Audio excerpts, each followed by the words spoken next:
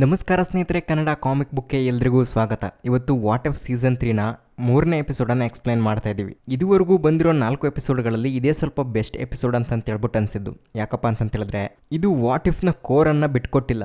Actually what if concept ಹೆಂಗೆ ಅಂತ ಹೇಳಿದ್ರೆ, ಇದುವರೆಗೂ MCUನಲ್ಲಿ ಬಂದಿರೋ ಸಿನಿಮಾಗಳಲ್ಲಿ ಕೀ ಮೂಮೆಂಟ್ಸ್ಗಳು ಇರ್ತವೆ. ಆ ಕೀ ಮೂಮೆಂಟ್ಸ್ನಲ್ಲಿ ಏನಾದರೂ ಬದಲಾವಣೆ ಆದರೆ ಆ ಯೂನಿವರ್ಸ್ನ ಕತೆ ಯಾವ ಥರ ಬದಲಾಗುತ್ತೆ ಅಂತ ಹೇಳೋದಕ್ಕೆ ಮಾಡಿದ್ದೆ ಈ ವಾಟ್ ಇಫ್ ಸೀರೀಸ್. ಅಡ್ಡಾದಿಡ್ಡಿ ಸ್ಟೋರಿ ಬರೀತಿರೋರು ಸ್ವಲ್ಪ ಇದನ್ನು ನೆನ್ಪು ಮಾಡಿಕೊಂಡು ಇದೊಂದು ಕತೆನ ತುಂಬ ಚೆನ್ನಾಗಿ ಮಾಡಿದ್ದಾರೆ.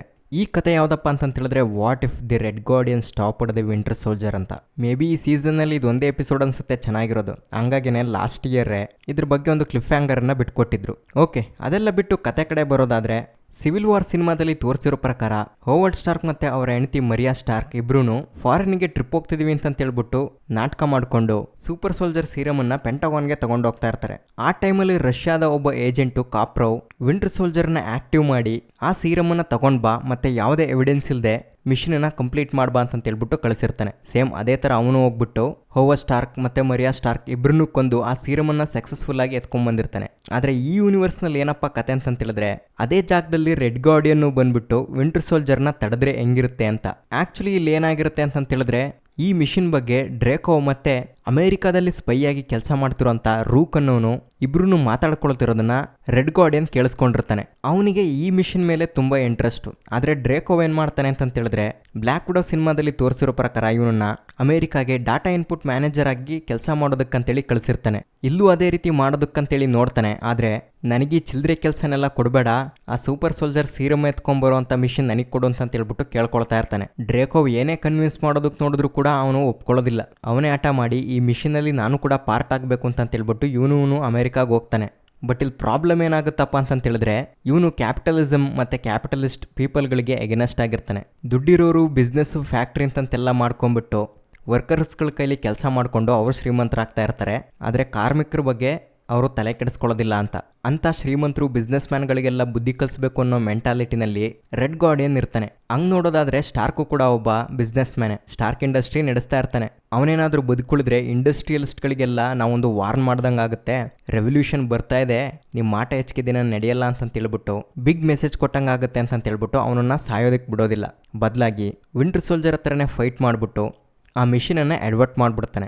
ಇವರಿಬ್ರು ಕಿತ್ತಾಟದಲ್ಲಿ ಇವ್ರು ಕದ್ದಿರುವಂಥ ಸೂಪರ್ ಸೋಲ್ಜರ್ ಸೀರಮ್ ಕೂಡ ಹಾಳಾಗಿರುತ್ತೆ. ಕದ್ದಿದ್ದು 3 ಪ್ಯಾಕೆಟಲ್ಲಿ 2 ಪ್ಯಾಕೆಟು ಒಡೆದೋಗ್ಬಿಟ್ಟಿರುತ್ತೆ. ಆ್ಯಂಡ್ ಈ ವಿಚಾರ ವಿಂಟರ್ ಸೋಲ್ಜರ್ ಬಾಸ್ ಆಗಿರುವಂಥ ಕಾಪ್ರೋಗೆ ಗೊತ್ತಾದ್ಮೇಲೆ ಅವನು ಮಿಷನ್ ಫೇಲ್ಯೂರ್ ಆಗಿದೆ, ಇನ್ಮೇಲೆ ನಿಮ್ಮನ್ನು ನಾವು ಕಾಪಾಡೋದಕ್ಕಾಗೋದಿಲ್ಲ, ಹೆಂಗಾದ್ರೂ ಹಾಳಾಗೋಗ್ರಿ, ನಿಮ್ಮನ್ನು ನೀವೇ ಕಾಪಾಡ್ಕೊಳ್ಬೇಕು ಅಂತ ಹೇಳ್ಬಿಡ್ತಾನೆ. ಇನ್ನೊಂದು ಕಡೆ ಆಕ್ಸಿಡೆಂಟ್ ಆಗಿರೋ ಜಾಗದಲ್ಲಿ ಬಿಲ್ ಫೋಸ್ಟರ್ ಅಂದರೆ ಆ್ಯಂಟ್ ಮ್ಯಾನ್ ಅಂಡ್ ದಿ ವಾಸ್ಪ್ ಸಿನಿಮಾದಲ್ಲಿ ಗೋಲಿ ಆಗ್ತಿರ್ತಾನಲ್ಲ, ಅವನವಾಗ ಶೀಲ್ಡ್ ಏಜೆಂಟ್ ಆಗಿರ್ತಾನೆ. ಅವನ ಆ ಜಾಗಕ್ಕೆ ಬಂದ್ಬಿಟ್ಟು ಕೇಸನ್ನ ಸ್ಟಡಿ ಮಾಡಿ ರೇಂಜರ್ ಮೊರಾಲಿಸ್ ಹತ್ರ ಒಂದಿಷ್ಟು ವಿಷಯನ ತಿಳ್ಕೊಳ್ತಾನೆ. ಇಲ್ಲಿ ಹೋವರ್ಡ್ ಸ್ಟಾರ್ಕ್ ಆಗಲಿ ಮರಿಯಾ ಸ್ಟಾರ್ಕ್ ಆಗಲಿ ಸತ್ತಿರೋದಿಲ್ಲ, ಅವಳು ಪ್ರಜ್ಞೆ ತಪ್ಪಿರ್ತಾಳೆ. ಆದರೆ ಹೋವರ್ಡ್ ಸ್ಟಾರ್ಕ್ ಇಬ್ರು ವ್ಯಕ್ತಿಗಳು ಫೈಟ್ ಮಾಡ್ತಿರೋದನ್ನ ನೋಡದೆ ಅಂತಂತೆಲ್ಲ ರಿಪೋರ್ಟ್ ಮಾಡಿರ್ತಾನೆ. ಆ್ಯಂಡ್ ಅದೇ ಥರ ಆ ಜಾಗದಲ್ಲಿ ಸೀರಮ್ ಚೆಲ್ಲಿರೋದು ಕೂಡ ಗೊತ್ತಾಗುತ್ತೆ. ಇದರಿಂದ ಅವನಿಗೆ ಇದು ಯಾವುದೋ ಸೂಪರ್ ಹ್ಯೂಮನ್ ಸ್ಟ್ರೆಂತ್ ಇರೋಂಥ ವ್ಯಕ್ತಿಗಳ ಕೈವಾಡ ಇದೆ, ಅಂಥವ್ರ ವಿರುದ್ಧ ಫೈಟ್ ಮಾಡೋದು ತುಂಬ ಡೇಂಜರು, ಎಲ್ಲರೂ ಹುಷಾರಾಗಿರಿ, airport, railway station, bus stand ಎಲ್ಲ ಜಾಗನೂ ಸ್ಟಾಪ್ ಮಾಡಿಬಿಟ್ಟು ಹುಡ್ಕಾಡ್ತಾ ಇರಿ ಅಂತ ಹೇಳ್ಬಿಟ್ಟು ಹೇಳ್ತಾನೆ.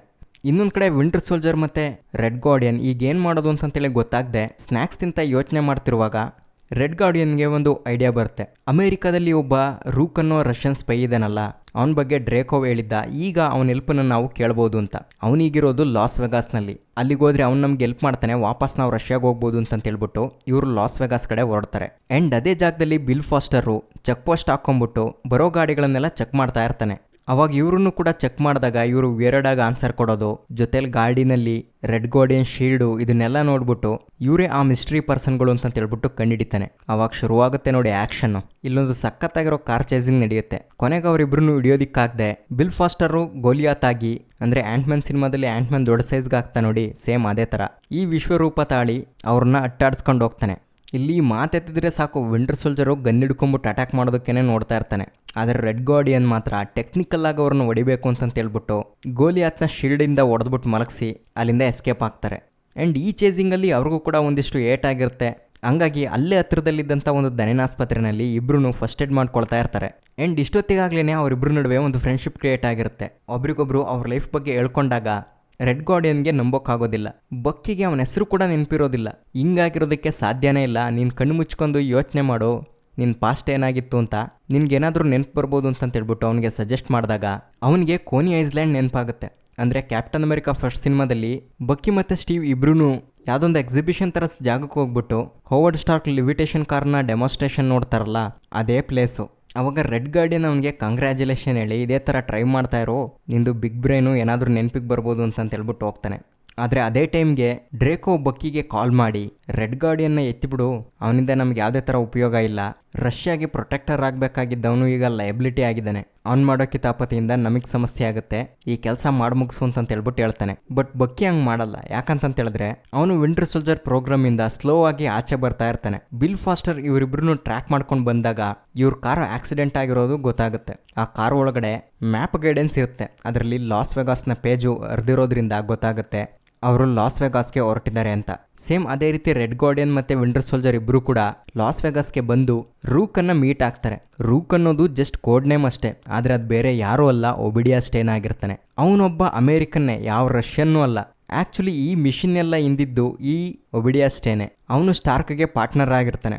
ಆದರೆ ಈಗ ಸ್ಟಾರ್ಕ್ ಸತ್ತರೆ ಕಂಪ್ನಿ ಹೋಲ್ಡಿಂಗ್ಸು ಇವನಿಗೆ ಜಾಸ್ತಿ ಬರುತ್ತೆ. ಅದಕ್ಕೆ ಅವನನ್ನು ಕೊಂದಾಕಿ ಸೂಪರ್ ಸೋಲ್ಜರ್ ಸೀರಮನ್ನು ಡ್ರೇಕೋ ಎತ್ಕೊಂಡೋಗ್ಲಿ ಅಂತ ಹೇಳ್ಬಿಟ್ಟು ಡೀಲ್ ಮಾಡ್ಕೊಂಡಿರ್ತಾರೆ. ಆ್ಯಂಡ್ ಡ್ರೇಕೋನು ಕೂಡ ಈ ಸೂಪರ್ ಸೋಲ್ಜರ್ ಸೀರಮಿಂದ ಬಿಸ್ನೆಸ್ ಮಾಡಬೇಕು ಅಂತ ಅನ್ಕೊಂಡಿರ್ತಾನೆ. ಇಲ್ಲಿ ರೆಡ್ ಗಾರ್ಡಿಯನ್ಗೆ ತುಂಬಾ ಬೇಜಾರಾಗೋಗ್ಬಿಡುತ್ತೆ. ಇಷ್ಟು ದಿನ ನಾನು ಇಂಥ ಶ್ರೀಮಂತರು ಫ್ಯಾಕ್ಟ್ರಿ ಕಂಪ್ನಿಗಳನ್ನೆಲ್ಲ ನಡೆಸೋವಂಥವ್ರನ್ನ ದ್ವೇಷ ಮಾಡ್ಕೊಂಡು ಬರ್ತಾ ಇದ್ದೆ, ಆದರೆ ಇಷ್ಟು ದಿನ ನನಗೆ ಗೊತ್ತಿಲ್ದಂಗೆ ನಾನು ಅಂಥವ್ರ ಕೆಳಗಡೆ ಕೆಲಸ ಮಾಡ್ತಿದ್ದೀನಿ ಅಂತ.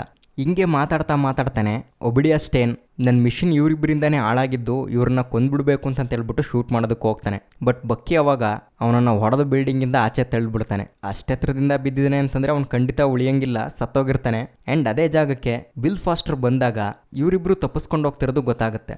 ಇವರಿಬ್ರು ಚೇಸ್ ಮಾಡ್ಕೊಂಡು ಹೋಗ್ತಾರೆ. ಬಟ್ ಈಗಲೂ ಅವ್ರಿಗೆ ಗೊತ್ತಿರೋ ಟೆಕ್ನಿಕ್ಗಳನ್ನು ಯೂಸ್ ಮಾಡಿಬಿಟ್ಟು ಬಿಲ್ ಫಾಸ್ಟರ್ಗೆ ಹೊಡೆದು ಬೇರೆ ಕಡೆ ಹೋಗ್ಬಿಟ್ಟು ಐಡೌಟ್ ಆಗ್ತಾರೆ. ಅದೇ ಟೈಮ್ಗೆ ಕಾರ್ಪೋ ಬಕ್ಕಿಗೆ ಕಾಲ್ ಮಾಡಿಬಿಟ್ಟು ನೀನು ವಿಂಟರ್ ಸೋಲ್ಜರ್ ಪ್ರೋಗ್ರಾಮಿಂದ ಆಚೆ ಬಂದಿದ್ಯಾ, ನಿನ್ನ ಮಿಷನ್ ಫೇಲ್ ಮಾಡ್ತಾ ಇದೆಯಾ, ನಾವೀಗ ನಿನ್ನನ್ನು ಟ್ರ್ಯಾಕ್ ಮಾಡಿಬಿಟ್ಟು ಹುಡುಕ್ತಿದ್ದೀವಿ ಅಂತ. ಆ್ಯಂಡ್ ಇದೇ ಟೈಮಲ್ಲಿ ಅವನು ರೆಡ್ ಗಾರ್ಡಿಯನ್ಗೂ ಕೂಡ ಹೇಳ್ಬಿಡ್ತಾನೆ, ಡ್ರೇಕೋ ನಿನ್ನನ್ನು ಕೊಲ್ಲೋದಿಕ್ಕೆ ನೋಡಿದ್ದ, ಬಟ್ ಈಗ ಈ ಮಿಷನ್ ಕಂಪ್ಲೀಟ್ ಮಾಡಬೇಕು ಅಂತ ಹೇಳಿದ್ರೆ ನೀನು ಬದುಕುಳಿಲೇಬೇಕು, ಇರೋ ಒಂದು ಸೂಪರ್ ಸೋಲ್ಜರ್ ಸೀರಮನ್ನು ನೀನು ತಗೊಂಡು ಎಸ್ಕೇಪ್ ಆಗೋ, ಮಿಕ್ಕಿದ್ದನ್ನು ನಾನು ನೋಡ್ಕೊಳ್ತೀನಿ ಅಂತ.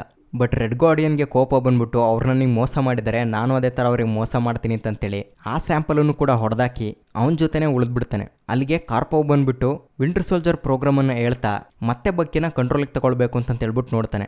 ಬಟ್ ರೆಡ್ ಗಾರ್ಡಿಯನ್ ಅವನಿಗೆ ಮೋಟಿವೇಶನ್ ಮಾಡಿ ಕೋನಿ ಐಸ್ಲ್ಯಾಂಡನ್ನು ನೆನ್ಪು ಮಾಡ್ಕೊ, ನೀನು ಫೋಕಸ್ ಆಗಿರು, ಅವ್ರ ಮಾತು ಕೇಳಿಸ್ಕೋಬೇಡ ಅಂತ ಹೇಳ್ಬಿಟ್ಟು ಅವನು ವಿಂಟರ್ ಸೋಲ್ಜರ್ ಆಗದೇ ಇರೋ ರೀತಿಗೆ ತಡಿತಾನೆ. ಆ್ಯಂಡ್ ಅದೇ ಟೈಮ್ಗೆ ಅಲ್ಲಿಗೆ ಬಿಲ್ ಫಾಸ್ಟರ್ ಬಂದ್ಬಿಟ್ಟು ಕಾರ್ಪೋ ಮತ್ತು ಅವನ ಟೀಮ್ ಮೇಲೆ ಅಟ್ಯಾಕ್ ಮಾಡಿಬಿಡ್ತಾನೆ. ಆ್ಯಂಡ್ ಇದೇ ಟೈಮ್ಗೆ ಬಕ್ಕಿ ಮತ್ತು ವಿಂಟರ್ ಸೋಲ್ಜರ್ ಇಬ್ಬರೂ ಅವನಿಗೆ ಹೆಲ್ಪ್ ಮಾಡಿಬಿಟ್ಟು ಕಾರ್ಪೋ ಟೀಮನ್ನು ಹೊಡೆದಾಕ್ತಾರೆ. ಬಟ್ ಇಲ್ಲಿ ನೆಕ್ಸ್ಟ್ ಏನಾಯಿತು ಅಂತ ಹೇಳ್ಬಿಟ್ಟು ಗೊತ್ತಾಗಲ್ಲ. ಆದರೆ ವಿಂಟರ್ ಸೋಲ್ಜರನ್ನು ಮಾತ್ರ ಮತ್ತೆ ಡ್ರೇಕೋ ಎಳ್ಕೊಂಡೋಗಿರ್ತಾನೆ. ರೆಡ್ ಗಾರ್ಡಿಯನ್ ಎಲ್ಲಿ ಅಂತ ಹೇಳ್ಬಿಟ್ಟು ವಿಚಾರಿಸ್ತಾ ಇರ್ತಾನೆ. ಇನ್ನೊಂದು ಕಡೆ ರೆಡ್ ಗಾರ್ಡಿಯನ್ನು ಅಮೇರಿಕಾದಲ್ಲೇ ಇತ್ಕೊಂಡ್ಬಿಟ್ಟು ಸ್ಕೂಲಲ್ಲಿರೋ ಮಕ್ಕಳಿಗೆ ಬ್ಯಾಸ್ಕೆಟ್ಬಾಲ್ ಹೇಳ್ಕೊಡ್ತಾ ಇರ್ತಾನೆ, ಅದು ರಫ್ ಅಂಡ್ ರಗಡ್ಡಾಗಿ ಅವನದೇ ಸ್ಟೈಲಲ್ಲಿ. ಹಿಂಗೆ ಒಂದಿನ ಅಲ್ಲಿಗೆ ಬಿಲ್ ಫಾಸ್ಟರ್ ಬಂದು ಅವನಿಗೆ ಮತ್ತೆ ವಾಪಸ್ ಶೀಲ್ಡನ್ನು ಕೊಟ್ಬಿಟ್ಟು ನೀನು ಹೀರೋ ಆಗೋ ಟೈಮ್ ಬಂದಿದೆ ಅಂತ ಹೇಳ್ಬಿಟ್ಟು ಹೇಳ್ತಾನೆ. ಅವಾಗ ಅವೆಂಜರ್ಸ್ ಥೀಮ್ ಬರುತ್ತೆ. 2012ರಲ್ಲಿ ಅವೆಂಜರ್ಸ್ಗಳು ನ್ಯೂಯಾರ್ಕ್ ಬ್ಯಾಟಲ್ನಲ್ಲಿ ಇರ್ತಾರಲ್ಲ, ಸೇಮ್ ಅದೇ ಬ್ಯಾಟಲ್ಗೆ ಹೋಗ್ಬಿಟ್ಟು ರೆಡ್ ಗಾರ್ಡಿಯನ್ ಕೂಡ ಜಾಯ್ನ್ ಆಗೋ ಥರ ತೋರಿಸ್ತಾರೆ. ಇಷ್ಟಕ್ಕೆ ಈ ಎಪಿಸೋಡು ಮುಗಿದೋಗುತ್ತೆ. ಇದುವರೆಗೂ ಬಂದಿರೋ ಇಷ್ಟು ಎಪಿಸೋಡ್ಗಳಲ್ಲಿ ಇದೇ ಸ್ವಲ್ಪ ಪರವಾಗಿಲ್ಲ. ಇನ್ನು ನೆಕ್ಸ್ಟ್ ಎಪಿಸೋಡ್ ಅಂತೂ ಜಾತ್ರೆ, ಹೋವರ್ಡ್ ದಿ ಡಕ್ನ ವಂಶಾಭಿವೃದ್ಧಿ, ಅದು ಡಾರ್ಸಿ ಜೊತೆ ಹೆಂಗಾಗುತ್ತೆ ಅಂತ ಹೇಳ್ಬಿಟ್ಟು ಹೇಳಿದ್ದಾರೆ. ಆ ಕರ್ಮಕಾಂಡನ ನಾಳೆ ನೋಡೋಣ. ಈ ವಿಡಿಯೋ ನೋಡಿದ್ದಕ್ಕೆ ಧನ್ಯವಾದಗಳು.